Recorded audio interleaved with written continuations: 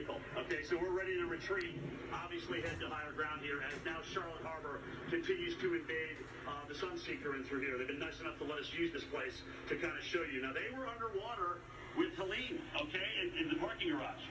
We had water, I think Thiago was telling us almost as high as this red sign. So, you know, if that was 6 feet and the forecast is 8 to 10, you know, you do the math. But they obviously built this place knowing what you could get with a big storm surge in Charlotte Harbor, okay?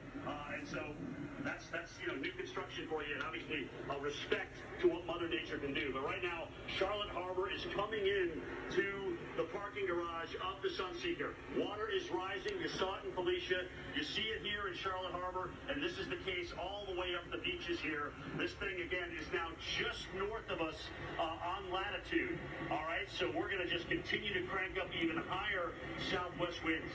They're going to continue to come on in here, all right? Let's go over to Paul Goodlow right now, who could definitely take the eye wall of this thing, Paul, and what's left of it. Over to you, buddy. Yeah, it's amazing scenes you're seeing there, Jim, with that water coming in quickly. So I'm glad you guys are getting to higher ground here. We decided to come out from the protected wind area to kind of show you, because we're not now protected from the wind, and the wind is still howling in here from the east. As I walked around the corner, I nearly lost my footing. We're now gusting 60-plus miles per hour with this. The rain has definitely decreased in intensity, and you can clearly see that on the radar. We're seeing a lot less rain on that kind of southeast and southern side of that center, but there are still strong winds in there. So if you're watching us from the area, you're thinking, okay, I guess the rain is easing up. The threat is over, but it's not, because we still have the wind coming in. That's going to do some damage. And if you're from here, you've lived here, you've been here, you know the amount of debris and piles of debris which can be picked up with this wind and act as shrapnel in the air.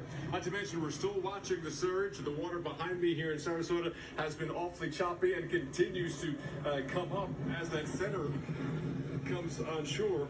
And again, the storm is moving at least 17 miles per hour, so it continues to be about that 2 to 3 hours before that center starts coming this way. We're looking forward to that, because then we start counting down the end of this event. We still have more hours to go, and unfortunately these winds will be coming in as the sun continues to set this evening, sometime just before 7:30. So the daylight hours are running out.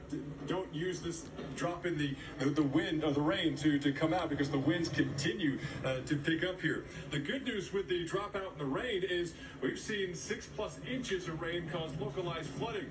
Now, the sand and the sandy soil is the kind of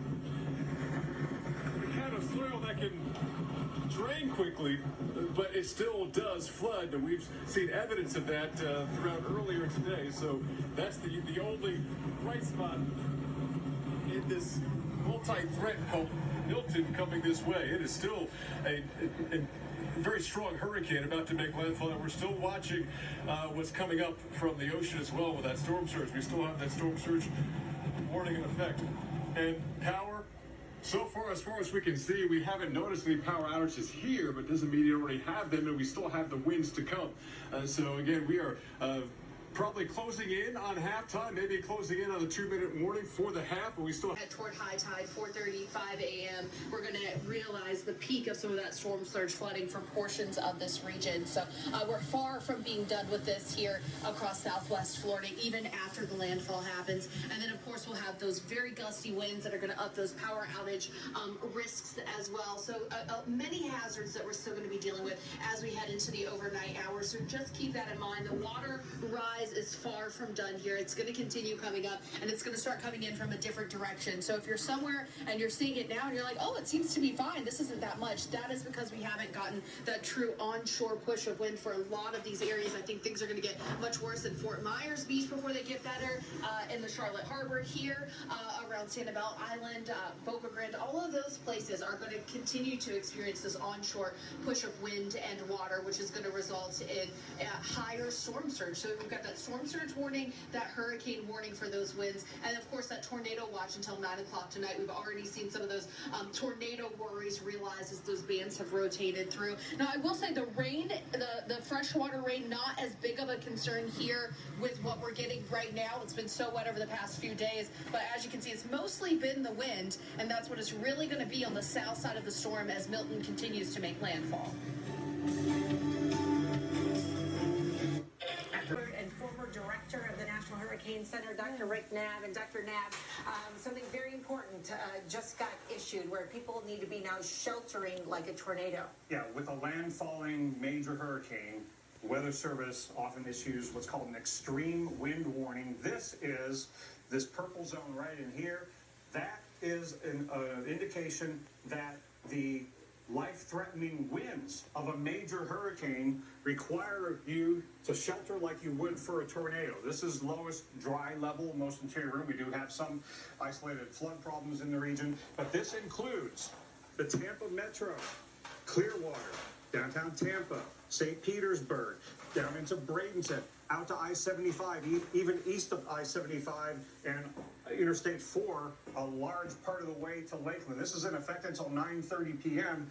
because the hurricane is a sheared hurricane with the northern side being the most convectively active. That northern eye wall is the really, really dangerous part, and that is why you've got to get to your lowest level, most interior room right now and shelter like you would for a tornado, because these winds can damage structures. They could send trees down into structures.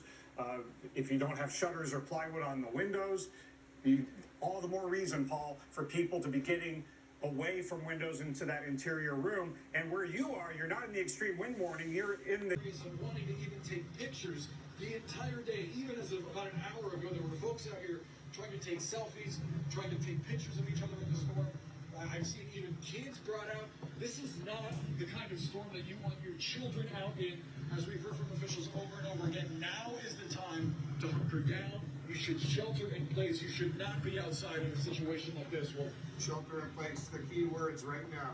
Horace Sanchez in Tampa, stay safe over there as well. I want to go to another location in Tampa right now. That's where CNN's Isabel Rosales is on the scene for us near Hillsborough Bay. Isabel, what are the conditions like there? Wolf, they just keep getting worse and worse by the hour. We are beginning to see hurricane force winds hitting the western coast part of the state here. What I'm keeping my eye on is Tampa. I just spoke with the mayor, and I asked her when they would be suspending first responder services, when those police officers will no longer, because of their safety and concerns about that, be able to go out and help people in need.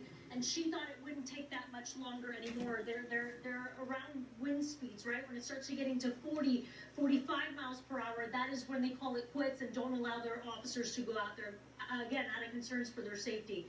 Now, something interesting, Wolf, is going to be happening here to the Tampa Bay in terms of the water. We're going to see a wild swing from low to high water levels, even a reverse surge as these easterly winds actually pulls the water out of the bay and into the ocean. And then by the time the storm passes, we're going to see a change of the wind direction.